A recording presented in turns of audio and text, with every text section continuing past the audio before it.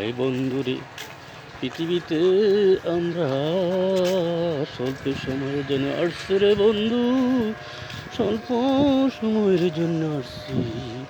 আমরা প্রতিনিয়ত কত অন্যায় করি, অপরাধ করি, পাপ কাজ করি, তার হিসাব আমরা রাখি না।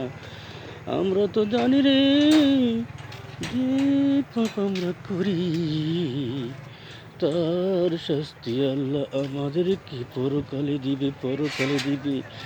পৃথিবীতে যদি দুইটা অন্যায় করো, দুইটা ভুল করো রে বন্ধু, দুইটা অন্যায় অথবা দুইটা ভুল করলে তোমার প্রভু, তোমার আল্লাহ আগে তোমাকে পৃথিবীতে শাস্তি দিবে, তারপরে তোমাকে পরকালে শাস্তি দিবে।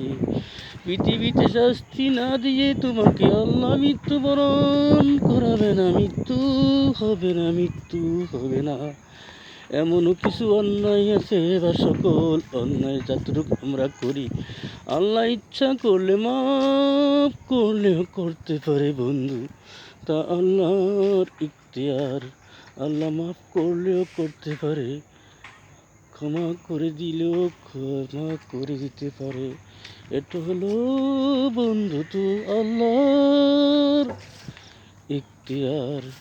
কিন্তু যদি দুটা অন্যায় করি, দুটা ভুল করি, তার শাস্তি আল্লাহ আগে পৃথিবীতে দিবে, তারপর আবার পরকালে দিবে।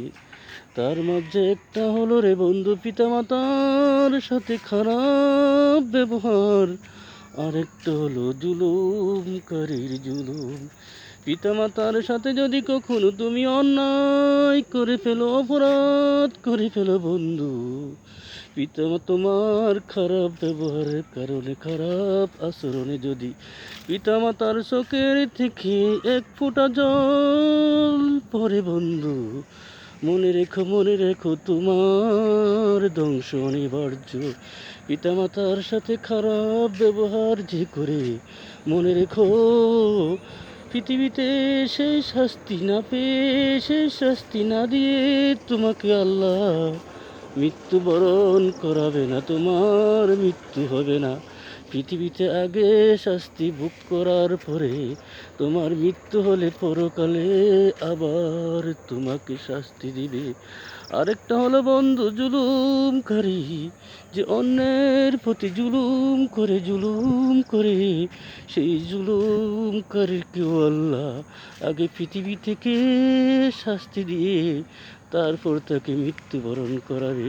অর্থাৎ পৃথিবীতে আগে শাস্তি পেতে হবে, তারপর পরকালে আবার শাস্তি পেতে হবে। তাই বন্ধুরে বলে যাচ্ছি, পিতামাতার সাথে কখনো খারাপ আচরণ, খারাপ ব্যবহার করিও না, কখনো কারোর প্রতি জুলুম করিও না বন্ধু, জুলুম করিও না।